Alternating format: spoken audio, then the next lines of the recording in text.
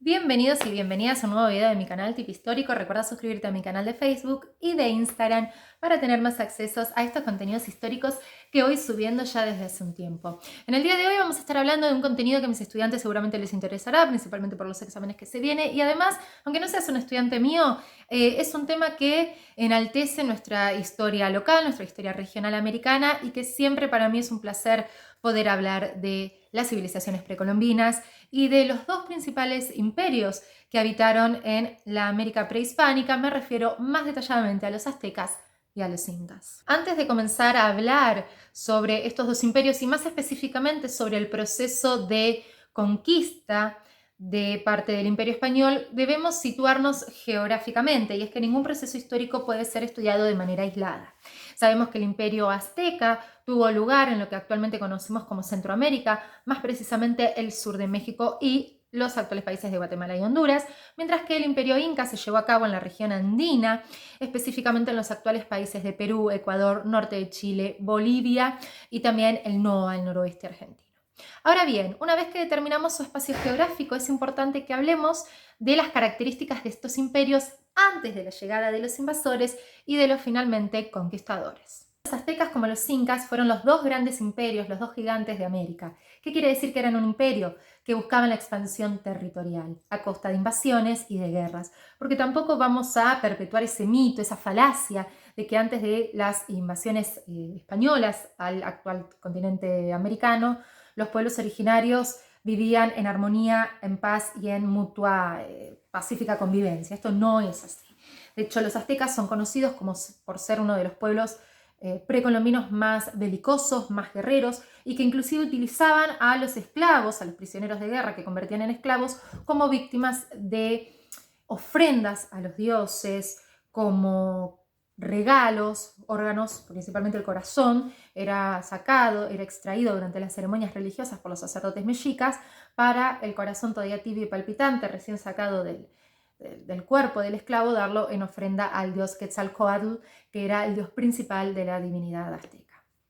Los incas, otro tanto, era un pueblo muy guerrero que tenía un ejército bien formado. Entonces, quiero hacer esta aclaración porque a lo mejor se extiende el mito de que los españoles trajeron guerra. Sí, lo cual es verdad, trajeron guerra, trajeron enfermedades terribles como la viruela, que terminó con millones y millones de vidas aquí en territorio americano, pero tampoco tenemos que confundirnos y caer en la simplicidad del relato histórico de que acá estaba todo color de rosas y los españoles trajeron enfrentamientos, cosa que aquí no existía. Desde luego que existían, pero con otro nivel, ¿sí? Con otras características. Muy bien, para continuar quiero hablar muy brevemente sobre las características del imperio azteca e inca. Ellos tenían en común la religión, ambos imperios eran politeístas, ambos tenían la misma organización territorial, un imperio, ambos tenían como base de su economía la agricultura, y ambos desde el punto de vista social tenían una sociedad, valga la redundancia, jerarquizada. ¿Qué significa esto? Que había grupos que ostentaban más poder que otros. Otra cosa que van a tener en común tanto el pueblo mexica o azteca como el imperio incaico es que los sacerdotes ocupaban, junto con los gobernantes, los emperadores, un lugar de privilegio en esta pirámide social, ¿no es cierto? Porque la religión era el centro de la organización social. Mientras que por otro lado los campesinos o agricultores van a ser las clases trabajadoras, las clases que van a pagar tributos a los gobernantes y a los sacerdotes. Es decir, tampoco ha cambiado mucho la cosa en 500 años, ¿no es cierto? Ahora sí, quiero ir a lo central de este video, que es el proceso de conquista americano. Ustedes saben que la historia oficial nos cuenta que en 1492 Cristóbal Colón descubre América. Cristóbal Colón no descubre América, no descubre nada, de hecho, simplemente llega arriba a unas tierras desconocidas para los europeos, pero no quiere decir que haya sido el primer europeo en poner un pie en América. Lo que pasa es que la historia oficial, es decir, los documentos históricos escritos de los primeros exploradores que provenían de otras tierras de los que hablan, es de Cristóbal Colón. Se sabe que siglos antes de Cristóbal Colón, los vikingos habrían llegado en diferentes exploraciones a las tierras norteamericanas, actual Estados Unidos y Canadá, y habrían intercambiado pieles y otros productos con los nativos americanos. Lo que pasa es que los vikingos vinieron simplemente para comerciar y no con ánimos de invadir ni de conquistar. Una vez llegado Cristóbal Colón a lo que hoy conocemos como Centroamérica, comenzó el lento e inevitable proceso de invasión y de conquista por parte del Imperio Español. Primero fueron los reyes católicos, Isabel y Fernando, los que financiaron económicamente los viajes de Cristóbal Colón, y a la muerte de ellos, su hijo Carlos I, el heredero al trono. El Imperio Turco Otomano, enemistado con los europeos, obstruye, bloquea las rutas comerciales terrestres entre Europa y India y China, de manera que los europeos no van a verse posibilitados de poder llegar a estas tierras asiáticas para poder comerciar. No nos olvidemos que India y China eran países exóticos que tenían para ofrecerle a Europa un montón de productos que en Europa no existían, desde sedas preciosas para confeccionar hermosos vestidos hasta especias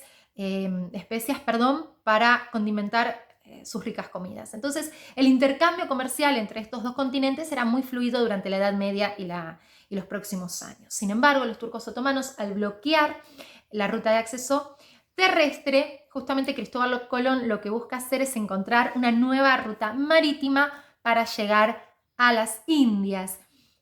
Sin embargo, una serie de vientos alisios derivó a las tres carabelas hacia lo que hoy es Centroamérica, y bueno, por eso Cristóbal Colón y toda su tripulación a las personas que se encontró aquí en Centroamérica les decía indios e indias, porque estaban convencidos que habían llegado a ese país. Hoy en día sabemos que utilizar esta denominación para hablar de los pueblos nativos americanos es totalmente errónea.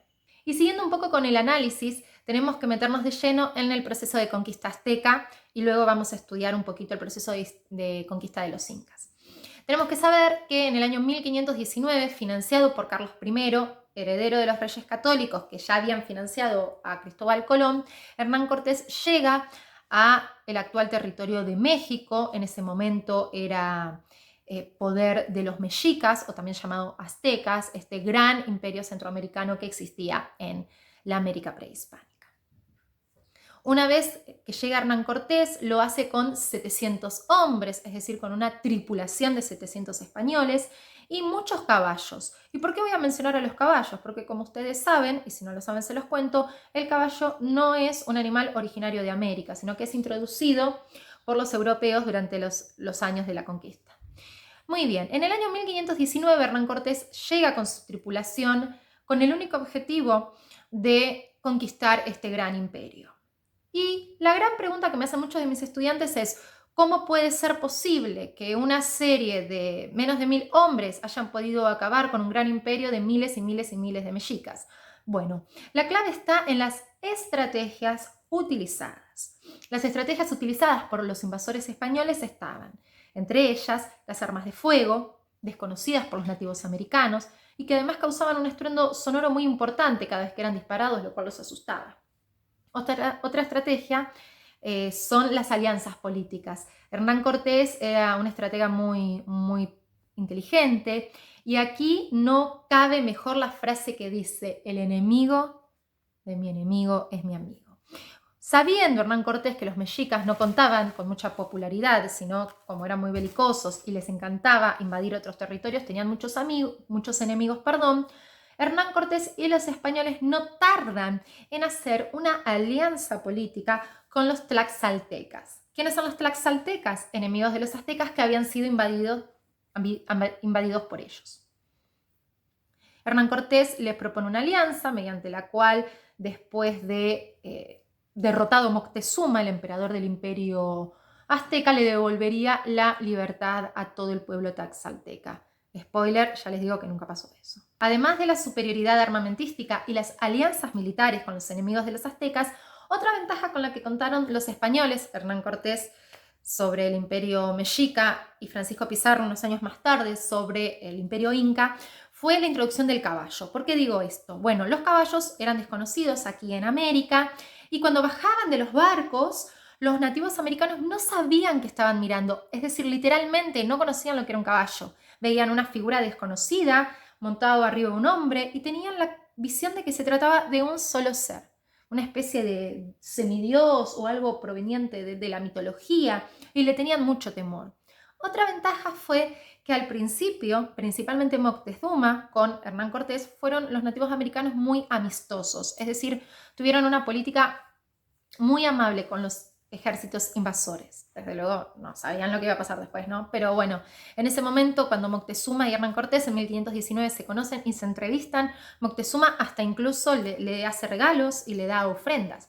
Sin embargo, esto no logró endulzar para nada a Hernán Cortés y a sus 700 hombres, puesto que lo aprisionan pronto en la ciudad capital de Tenochtitlán. Otro elemento introducido por los españoles y que trajo innumerables víctimas fatales fue la introducción de muchas enfermedades y epidemias, principalmente la viruela. Sabemos que el sistema inmunológico, es decir, el cuerpo, el organismo de los nativos americanos no estaba preparado para soportar estas enfermedades y estos virus y sucumbieron muy rápidamente ante los mismos. Si hablamos de la conquista del Imperio Azteca, no podemos dejar de mencionar lo sucedido la noche del 30 de junio de 1520, o mejor conocido en la historia como la Noche Triste. La Noche Triste se trató de lo siguiente. Preso Moctezuma y Hernán Cortés refugiado en la isla de Cuba, por otros menesteres políticos que no vienen al asunto ahora, los mexicas, es decir, los aztecas, estaban celebrando a uno de sus dioses, ¿sí? Estaban haciendo una ceremonia religiosa. Como para nosotros sería ir a, no sé, celebrar una Navidad, una Pascua, una cosa así, una misa. Cuando las tropas españolas vieron una multitud de personas reunidas, pensaron que estaban ante un ataque militar. No pensaron que estaban celebrando a uno de sus dioses, sino que estaban preparándose para un ataque. Entonces, antes de preguntar y antes de averiguar, los españoles empezaron con los ataques y con los asesinatos. En la Noche Triste, los mexicas, a pesar de esto, pudieron vencer a los españoles. De hecho, muchos españoles fallecieron. Por eso le llaman la Noche Triste. Los españoles le llaman la Noche Triste, porque hubo muchas caídas. Fue en el único episodio de la guerra entre Hernán Cortés y los mexicas en donde hubo más bajas del lado español que del lado nativo americano. Por eso le llaman la Noche Triste. La Noche Triste es un error de los españoles para atacar. Los mexicas no se van a quedar de brazos cruzados. Lograron defenderse de un ataque sorpresivo y, por supuesto, para nada justo. Entonces es conocido como la Noche Triste. Meses más tarde, ya en el año 1521, con Moctezuma apresado desde mucho tiempo, Hernán Cortés va a solicitar el fusilamiento del emperador azteca, y cuando el pueblo mexica se entera de esto, comienzan las sublevaciones y la guerra estaría por llegar a su fin. La guerra entre los mexicas y los españoles llegaría a su fin en el año 1521 con la inevitable derrota de los mexicas en manos del Imperio Español. Se calcula que las bajas humanas para los españoles en estos 2 años de guerra fueron de entre 450 u 800 españoles, o sea, 800 personas como máximo. Mientras que del lado de los nativos americanos, las bajas en estos 2 años de guerra están cerca de las 30.000 personas, sin contar todas aquellas que años posteriores fallecieron debido a la viruela. Y para finalizar con este video, vamos a mencionar qué sucedió en la conquista del Imperio Inca, o cómo fue la conquista del Imperio Inca. Si los protagonistas de la conquista del Imperio Azteca fueron Hernán Cortés y Moctezuma, aquí en Perú, en el actual Perú, antiguo territorio incaico, los protagonistas van a ser Francisco Pizarro del lado de los españoles y Atahualpa, el emperador de los incas. Francisco Pizarro, primo de Hernán Cortés, 11 años más tarde de que Hernán Cortés tenga su victoria sobre el pueblo mexica, va a llegar a las costas pacíficas de lo que actualmente es Lima, con el objetivo de encontrar grandes tesoros que se rumoreaban en Centroamérica. Y les voy a hacer una aclaración que es muy importante en este punto. Siempre se la hago a mis estudiantes. Queda muy mal decir, venimos para robar. ¿No es cierto? A veces la verdad es un poco incómoda y por eso las personas suelen disfrazarla. Francisco Pizarro así lo hizo, y todos los españoles también. Entonces se consiguieron una excusa que jamás falla: la evangelización. Así como escuchás. La excusa era venir a enseñar la palabra de Dios a los nativos americanos, pero en realidad la verdadera razón era el saqueo de la materia prima, de los recursos territoriales y de todos los recursos como el oro y la plata. Eduardo Galeano, un gran escritor y periodista uruguayo al que extraño cada día desde que falleció en 2015, en una de sus investigaciones para redactar el libro Las venas abiertas de América Latina, en el año 71, 73, ahora no recuerdo bien, llegó a la conclusión que de todo el oro y la plata extraídos por los españoles de Latinoamérica, se podría construir un puente que la uniera a España. O sea, todo un puente que atravesara el Océano Atlántico. Miren ustedes la gran cantidad de materiales preciosos que los españoles han saqueado a este continente. ¿Para qué? Para pagar deudas de guerra que tenía, por ejemplo, con Inglaterra o con Francia. Cuando Francisco Pizarro y Atahualpa se encuentran en la plaza central de Cusco, Atahualpa desconfía un poco de Pizarro, aunque esto no signifique que su actitud hacia Pizarro fuera hostil. Atahualpa se hace presente en este encuentro de la plaza de Cusco con 7.000 personas, con 7.000 hombres de su confianza, parte de su ejército, para custodiarlo en caso de que sucediera algo. Y en este encuentro sucedió algo muy peculiar, algo que justamente evidencia este gran choque de culturas y de estilos de vida y de cosmovisiones. ¿Se acuerdan que les dije que la excusa de la conquista del imperio inca era la evangelización? Bueno, justamente Francisco Pizarro le entrega una Biblia a Atahualpa. Y Atahualpa, ustedes saben que los incas jamás dominaron la lectoescritura, es decir, no sabían ni leer ni escribir, aunque sí tenían un sistema contable, mucho menos sabían lo que era un libro, mucho menos sabían lo que era una Biblia, ¿vale? Entonces, Atahualpa, cuando ve ese objeto totalmente extraño que Francisco Pizarro le estaba ofreciendo, sin saber lo que era, intuitivamente se lo lleva al oído, pensando que le iba a hablar.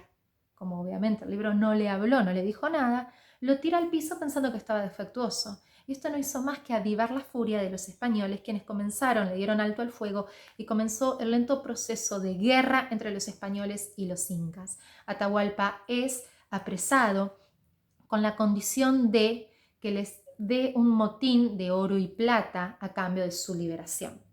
Francisco Pizarro le dice a Atahualpa en la celda donde lo mandó a apresar: hasta que vos no llenes esta celda de oro y plata hasta lo alto de mi mano, vos no vas a salir de acá. Y Atahualpa no solamente le va a llenar una celda, sino dos a cambio de su liberación, a cambio de su libertad y a cambio de volver a tener la soberanía sobre su pueblo inca. ¿Y qué creen que pasó? Francisco Pizarro no cumple con su palabra, desde luego, y lo asesina, sin ninguna clase de culpa y sin ninguna clase de remordimiento. Una vez asesinado Atahualpa por parte de los hombres de Francisco Pizarro, la realidad es que la guerra se tornó inevitable e insostenible. Décadas y décadas de sublevaciones y de resistencia incaica contra los españoles no hicieron más que debilitar al pueblo.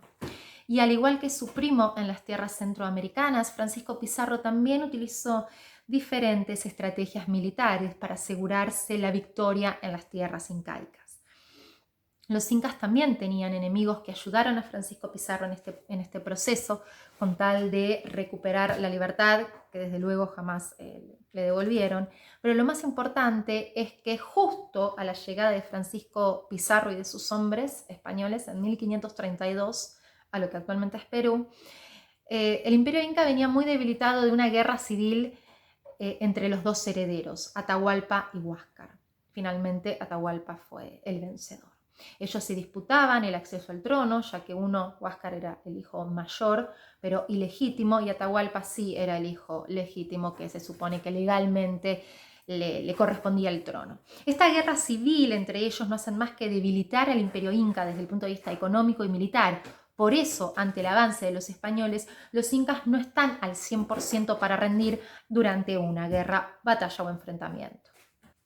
Una vez fallecido Atahualpa, el imperio quedó totalmente debilitado. Sin embargo, los nativos, los incas que sobrevivieron a todas las guerras españolas, lo que hicieron fue nombrar a 3 emperadores incas más, como en un intento desesperado de continuar con su imperio, con su hogar, con lo que le correspondía, ¿no es cierto? Sin embargo, a finales del siglo XVI, los incas quedaron totalmente diezmados y el imperio totalmente destruido. Y lamentablemente Francisco Pizarro pasó a la historia universal militar como el hombre estratega que con tan solo 200 soldados españoles logró vencer a 40.000 soldados incas. La realidad es que Francisco Pizarro supo utilizar la debilidad de su enemigo como ventaja, al igual que Hernán Cortés. Muchas gracias por acompañarme, como siempre digo, muchas gracias por estar del otro lado. Espero que este video te haya ayudado a estudiar, o al menos para comprender un poquito mejor la realidad que nos rodea, porque como siempre digo, la historia no es pasado, es puro presente. Muchas gracias por estar del otro lado y nos vemos la próxima. Algo que me parece pertinente mencionar en este video, que es una apreciación personal, pero la comparto con ustedes, no creo que a mucha gente le importe lo que opino, pero lo voy a hacer igual, es que en Perú, en la Catedral de Lima, el cadáver de Francisco Pizarro yace, descansa en un fantástico, asombroso y carísimo ataúd de oro. Lo que me lleva a preguntarme cuáles son los líderes y cuáles son los héroes que queremos reivindicar como pueblo latinoamericano. San Martín, que luchó por la liberación de Perú en manos del yugo español, tiene una pequeña estatua en una plazoleta en plena capital de Lima, cerca de los restos adornados de Francisco Pizarro, que asesinó a 40.000 nativos americanos. Y justamente en este caso de el ataúd de oro de Francisco Pizarro y la plazoleta tan pequeñita de San Martín, creo que es un ejemplo muy contundente, muy práctico para darle importancia a la historia. El revisionismo histórico, el rol que tiene para justamente combatir mitos, combatir con héroes que tienen las manos manchadas con sangre, es fundamental. ¿Qué líderes, qué héroes decidimos los latinoamericanos tener? Para eso está la historia, para hacernos estas preguntas y para encontrar respuestas entre todos. Porque la historia oficial no necesariamente, como siempre les digo, es la historia verdadera.